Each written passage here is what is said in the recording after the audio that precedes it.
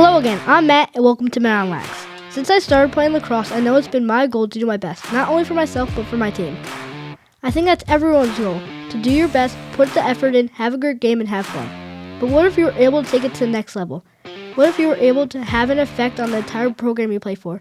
What if you were able to bring national attention to the team, program, and school and influence countless young athletes while doing it? Well, that's what today's guest has done and continues to do.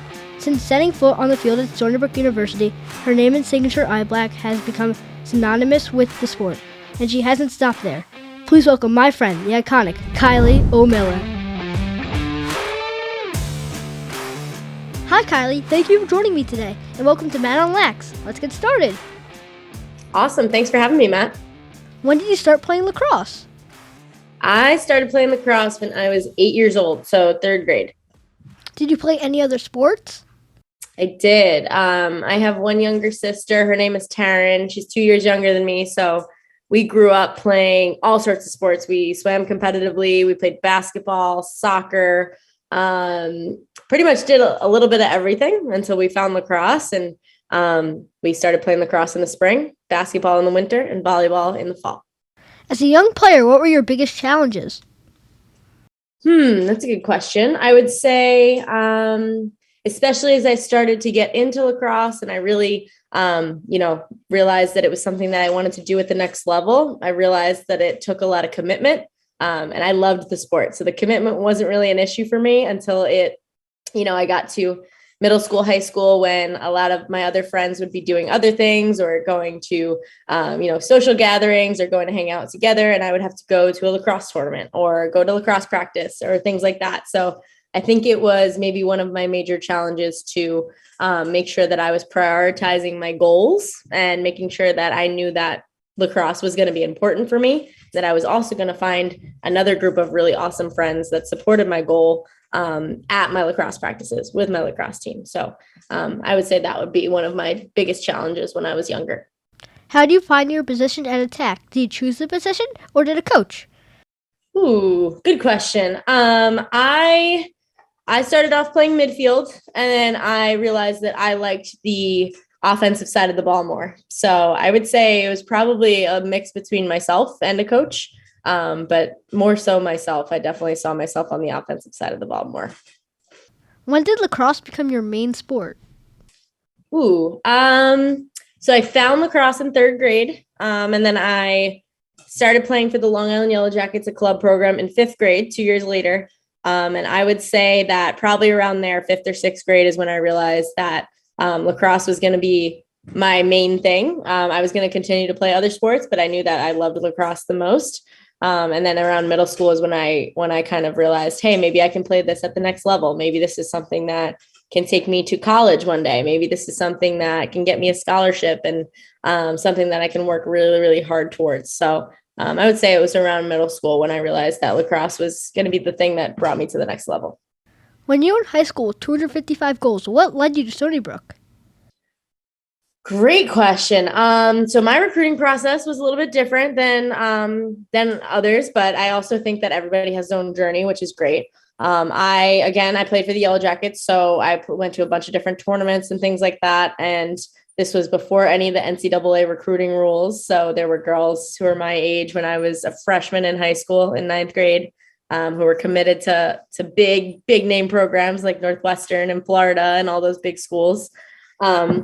And I wasn't getting those looks so early on. I ended up getting some looks from some Division I programs like UConn, UMass, UPenn, and then eventually Stony Brook came around. Stony Brook was one that was not on my list in the beginning because growing up on Long Island, I wanted to go far away to school. I thought that I would get the full college experience like that. So I didn't really think I was going to end up at Stony Brook in the beginning. But when they found me, they saw me at one of the tournaments and they saw that I had potential and invited me to campus for a visit and all that good stuff. I pretty much could not say no to Joe Spallina's offer. He, as a program that hadn't been at the top of the stardom yet, they were kind of like 60th or 70th in the nation at the time. He pretty much painted out all my dreams in front of me. He pretty much said, we're going to be chasing after a national championship. We're going to be in the top 10 every single year. You're going to be a leader on this team. You and your teammates are going to make history happen here at Stony Brook. And that was all that I could ask for. And we got to do it right here at home on Long Island, which was really, really special. So that's how little Islip girl ended up right down the road at Stony Brook. What was it like to play for Coach Spallina? Playing for Coach Spallina was unlike anything else. It was a dream come true. I think that his vision in my potential from day one, from that day I sat in his office as a high school recruit, he really truly believed in what I could do and what I could bring to the locker room at Stony Brook. And he really kind of bought into that in every single one of us, myself and my teammates, for the 4 years that I was there and beyond, right? Everyone before me, everyone after me. He really truly believes that that program is going to win a national championship and that we're going to build a home base of Long Island fans while we do it. So it was amazing getting to play for him, because he was someone that truly saw the potential in me and truly dug deep in order for me to really dig deep within myself to get the best out of myself, right? And get the best out of myself for my teammates. And one thing we always talked about at practice under Joe Spallina was how competing with it amongst ourselves. So competing at practice, right? Maybe competing even against your own teammates in your own drills. If we compete the hardest that we possibly can against each other, imagine how much better it's going to be on game day. So I learned that from him, and I learned that from being a part of his team. And it was just an incredible experience playing for him. Lucky I'm still able to do so with Team USA. How did you develop your signature eye black? Ooh, cool question. When I was in high school, my sister and I, we like to kind of just play around with different eye black styles before games. It was kind of our way of saying, hey, in the locker room, okay, it's game time when we put our eye black on. It was just a fun way of expressing ourselves. And in high school, I was just kind of doing little triangles, and I would color it in.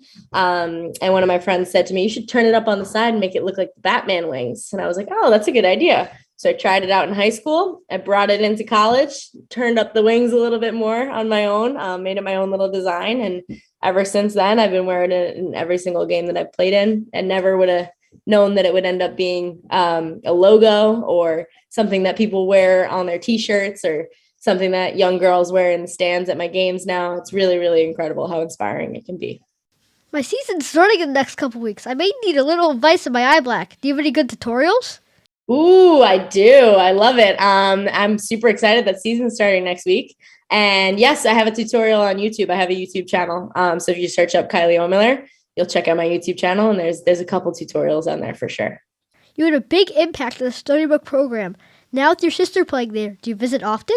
Absolutely. I still get to go, and I was hanging out with my sister. After I graduated in 2018, I was the graduate assistant coach there for 2 seasons, which was really cool because I got to coach my sister after just playing with her, along with all my other teammates and whatnot. So it was a really cool experience to be on the other side of things. And now I'm just full-time KO17 Lacrosse, which is my company. And now I just get to go back to Stony Brook as a visitor and a fan, right? I just get to go back to practice and hang out and see what's going on there and just be an ultimate super fan, and alumni. And I also get to go back, and I am broadcasting the games. I'm on the mic for a lot of the broadcasts for the Stony Brook games this season. So I'm very excited about that as well.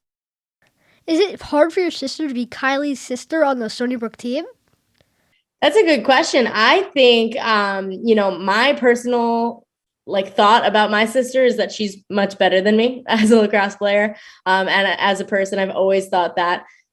She is 2 years younger than me, but I just think she's always been way better than me at all the sports that we've played. She's got the natural talent, and she just loves it as well. So I'm sure there are struggles with it, but I know that we both kind of support each other in our own goals and in our own journeys. And she has been so incredibly successful as a lacrosse player, and as a leader of that team for the last couple of years too. So I'm just proud to be her sister. In your view, what makes a good player? I would say a couple of different things. I would say, one, someone who's willing to be selfless and willing to be a teammate first rather than somebody who is just out there for their points, their goals, their assists, the glory, and all that. Someone who's willing to do anything that they can for their teammates in order to make their teammates' day, or go to battle with their teammates in a tough game. So I would say being a good teammate is number one. Number two is that maybe that idea of like putting in the extra work when nobody's looking. I think that's what makes a great player. That's what separates good players from great players, is the time when nobody's watching, right? The time where you're not videoing yourself and putting it on Instagram, the time where a coach isn't telling you exactly what to do, but it's just you and your stick and the wall, or you and your stick and a bucket of balls, and just getting better and working on things that might be your weaknesses. I think that is what separates a good player from a great player. What makes a good teammate?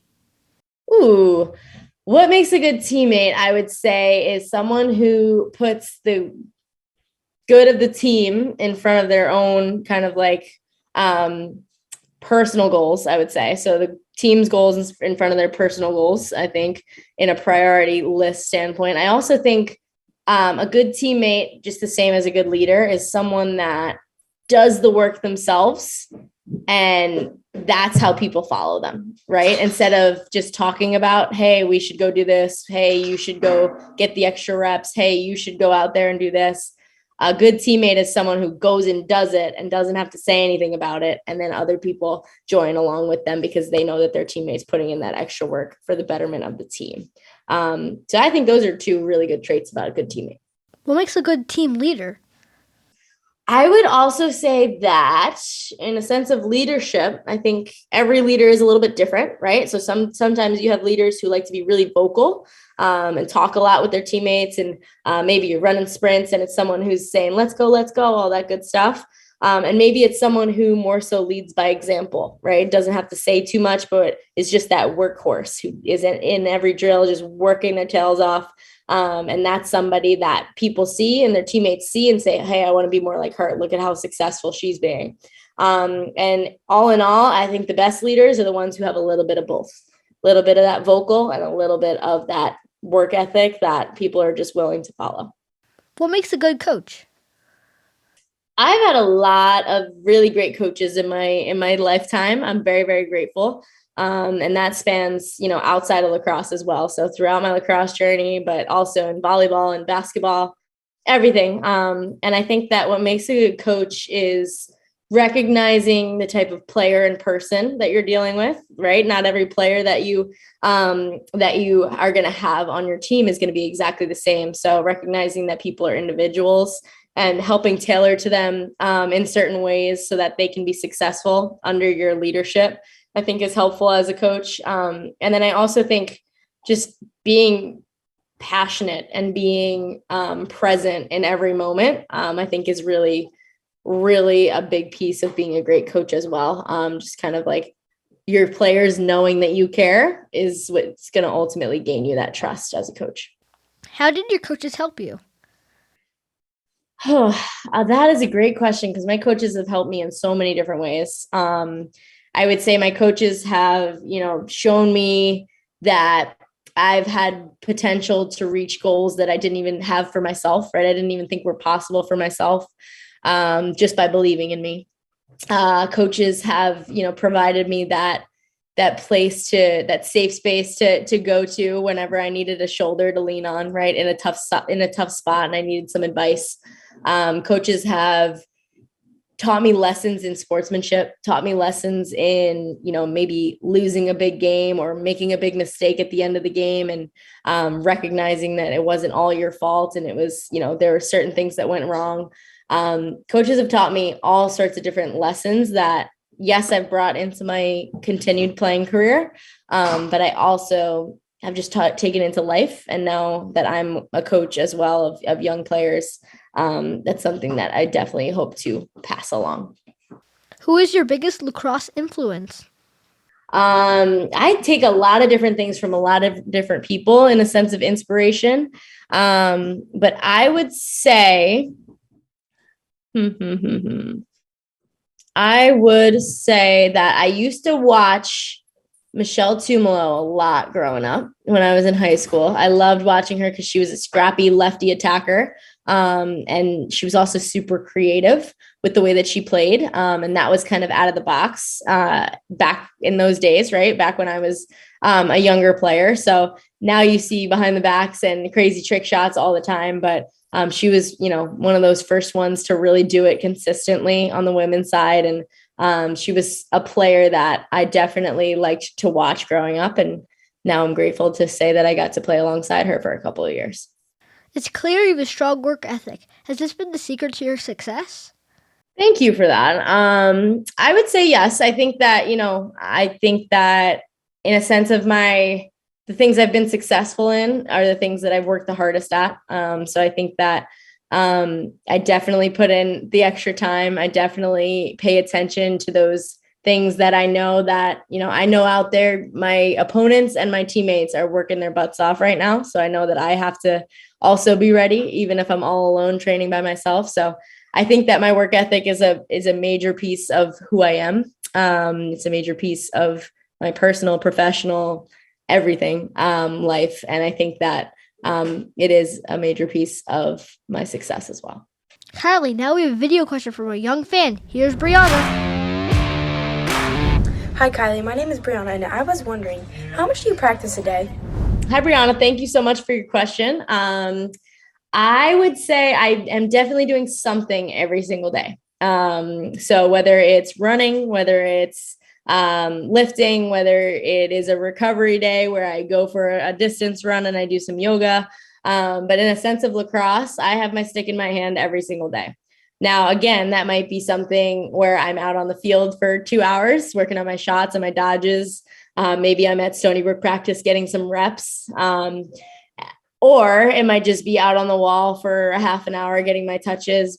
It also might just be at one of my coaching sessions. I always have my stick in my hand, though. And I think that the more that you have your stick in your hand, the more comfortable you'll be with it. And then it acts as almost as if it's like a third arm, right? And that you have that comfort level out on the field. But great question, Brianna. Thank you for that. What is the most important skill for a young player to develop or work on? I'm a big believer in working on both hands. So I would say that when you're working on your stick work, try to do double the amount of what you're doing with your strong hand with your weak hand. Because ultimately we start with our strong hand and we do everything that we're comfortable with it with our strong hand as often as we possibly can. So in order to catch our weak hand up, we got to do double the reps. So I would say that the older that I've gotten, the better players I've played against. And in order to be able to beat those players, I have to be a dual threat out on the field, and to have two strong hands like that has been really, really helpful. How important is strength training and diet for developing lacrosse players? Very, very important. I would say that is where my kind of career took a turn for the better, is when I started to dial in my nutrition. I met with my longtime trainer. I've been with him for 11 years now. And we dialed in the nutrition plan, dialed in the strength plan, dialed in the conditioning plan, all the stuff that doesn't happen on the field, but helps make you a little bit more prepared when you do step on the field, when you do put the stick in your hand. That stuff has been super, super helpful for me ever since I was probably a sophomore in high school. Many young athletes struggle with self-confidence. When did you start to feel confidence as a young athlete? That's a really good question. And I do think that, to your point, a lot of young athletes do struggle with self-confidence, but I also think a lot of us old athletes struggle with it as well. I think it's something that never really goes away, but it is something that we can work through together. And I will say that, to answer your question, I started to feel confident when I had really good teammates around me, right? When I had people around me that understood my goals, understood when I might be feeling down, or when I thought that one of my mistakes was like the end of the world, because that really takes a hit on self-confidence. When I had people around me that lifted me up in those low moments, that's when I started to become more confident in myself. So I would say, again, to my point about being a good teammate, be a good teammate so that the people around you can feel their most confident selves, and it'll ultimately reciprocate. Do you ever get nervous before your games? Absolutely. And that's why I put the eye black on, right? Just to snap myself into it. But yeah, I would say I think I definitely still get nervous in games. There's all sorts of pressure around surrounding big games and surrounding like the professional level of games. But I would say the best way that I like to handle it is to remind myself of all the hard work I've put in, remind myself of how grateful I am just to be in that moment, to get to play lacrosse at the highest level. And also just to put my energy out on my teammates, right? Just pumping them up or playing a fun song together or, chatting with them as we go through warm-ups. Those kinds of things help me settle my nerves. Besides for playing Team USA, the WPLL, and Athletes Unlimited, you run KO17. Tell us about the program. Yep, KO17 Lacrosse is my company that I created in 2018. So almost 4 years old now. We work on kind of developmental skills, the holistic athlete approach. So we do a lot of like drills and skills. We work in clinics and events all over the world. We have a mobile app where we have a community that has access to all of our video drills, has access to me one-on-one for feedback, has access to my podcast, Dream On, has access to all sorts of different features and rewards programs, and a lot of the opportunities and knowledge that I've gained throughout my lacrosse experience. I'm looking to help give those opportunities to the next generation of lacrosse players all over the world. So our app community has been really, really special, and getting to travel amongst the world to meet a lot of these young players has also been really, really special. What motivates you today as you continue to play and coach? I would say that I've reached a lot of my goals, but I still have goals that I have not reached yet. And as a player, that's to, win a gold medal. That's to win a championship at the professional level. Those things I've never accomplished yet. So I'm hoping to continue to do so. That's what keeps me motivated training as a player. And then as a coach, I think that it's just the idea that the game is ever evolving and it's growing, and it's so many more kids are picking up lacrosse sticks, and you see the college level of the game and the high school level of the game. Everybody's getting better and better at younger ages. So I just want to keep evolving with it as a coach and being able to, again, just continue to share my experiences with as many people around the world that I possibly can. How has women's lacrosse changed and developed since you started playing the sport? That's a great question. Since I started playing, I would say even in college, two major things were a couple of different rule changes, right? So we used to not have a shot clock in women's lacrosse, and we used to not have free movement in women's lacrosse. So every whistle, you would have to stand there like a statue, everybody on the field. So we have big changes like that have made the game more fun and more exciting to watch as viewers and also to play as players. And then on the other side, one of the main things too, when I first got to college, there was no such thing as professional women's lacrosse. There was only professional men's lacrosse. So I thought that after my 4 years at college, my playing career would be done. So when they came out with a professional lacrosse league, I saw the opportunity to continue to play and to make money playing, which was something that had never been done before in women's lacrosse. So just grateful to the people who came before me who made that kind of thing happen. But those are probably the two biggest changes I've seen in the sport since my time playing.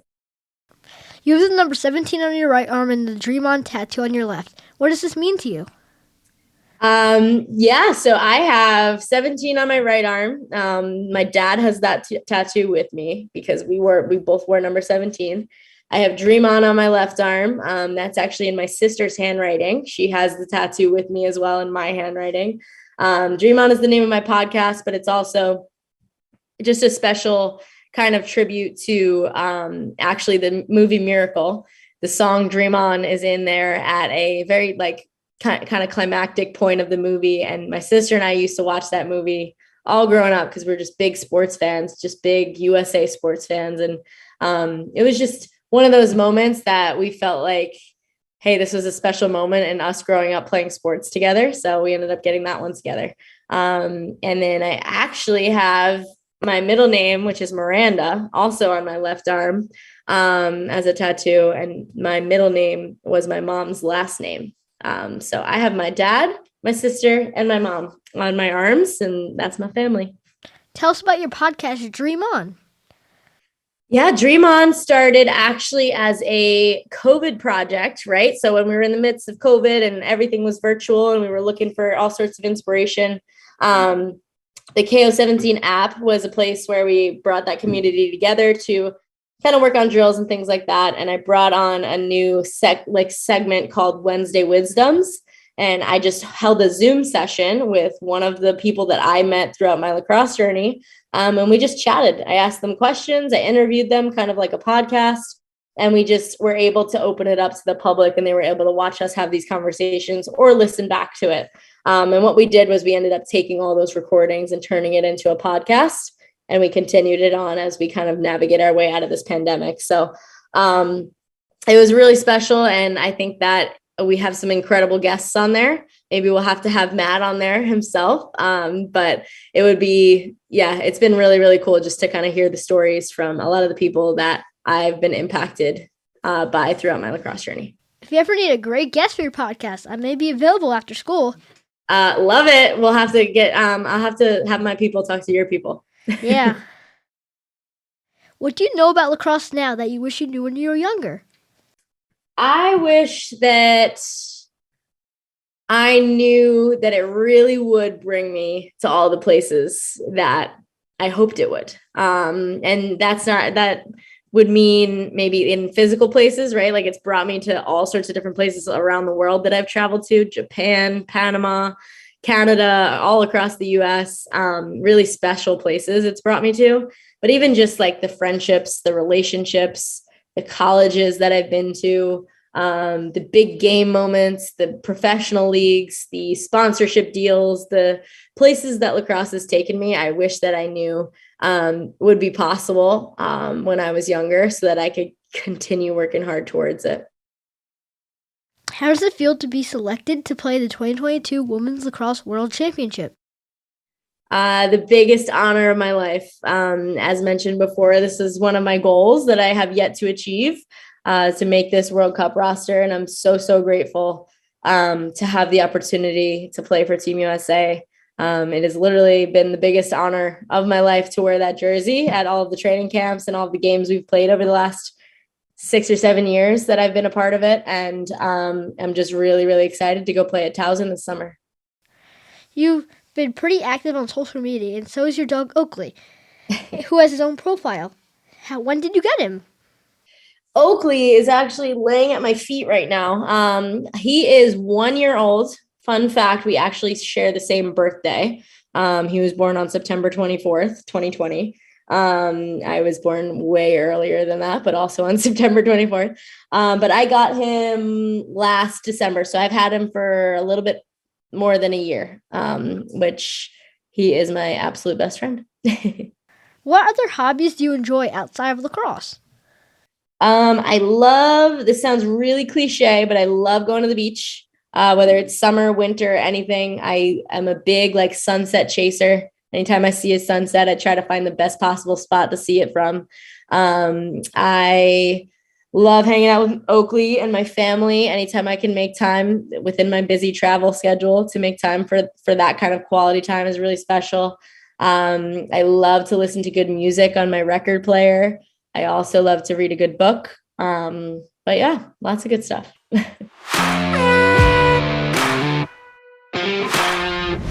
It's time for the Mad Tech. Since you're number 17, here's 17 quick questions. You ready? Ooh, okay, let's do it. 3 words to describe yourself. Ooh, fun, determined, a lot. Best thing about being from Long Island. You have the beaches, the city, and just regular suburban life all in one spot. Early morning or late night? Early morning. Call or text? Text. Can you keep a secret? Yeah. What celebrity would you like to meet? Ooh. Whoa, that's a really hard question. Sorry, I know this is supposed to be quick. Michael Jordan. Favorite food? Sushi. What's your favorite song to sing along to? Let It Go. Frozen. Do you believe in ghosts? I don't, and I don't want to think about them. What is your favorite sports movie? Miracle. Do you still have your first lacrosse stick? I think so. My parents might. It has sunflowers on the shaft.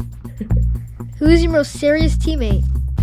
Most serious. Sammy DeSalvo, Stony Brook, 2018.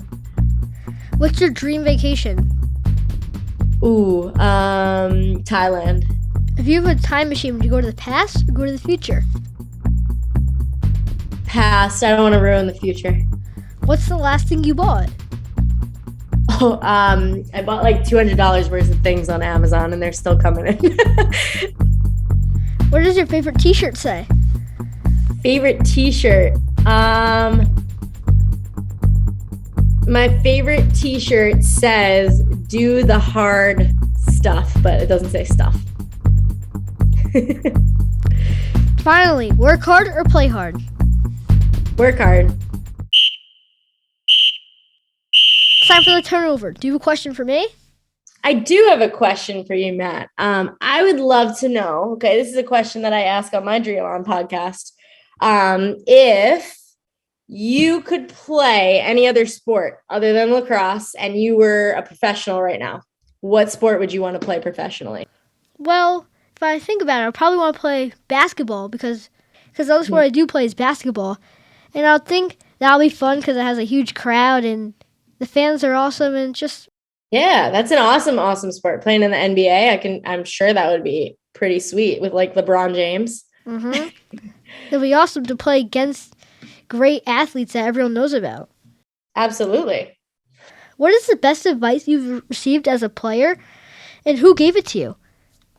I've received a lot of really incredible advice. Two things. One, Coach Joe Spallina told me to block the noise, which has been really, really helpful.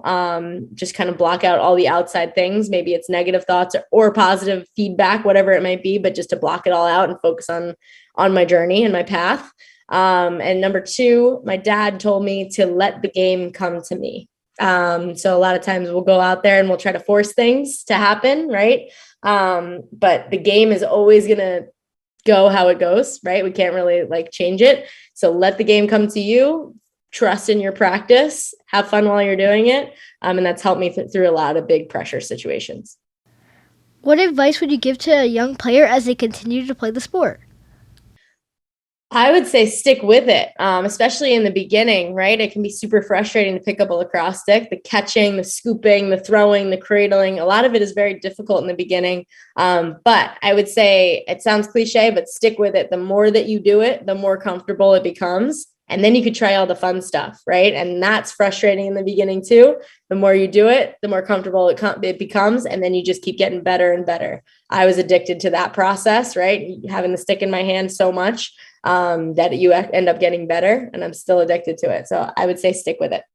And finally, finish this sentence. Lacrosse is? My entire life. Kylie, thank you for joining me today. It's truly amazing to hear about your experience. It is also clear that as you continue to play, you continue to inspire so many young players to follow in your footsteps. Thank you for all you've done for the sport that we both love. Best of your luck to you and your teammates on Team USA for the Women's World Lacrosse Championship. I'll definitely be rooting for you. I hope you will continue following your dreams, and I look forward to doing this again. But next time on ESPN. Love it. Thank you so much, Matt. This was so much fun. Bye.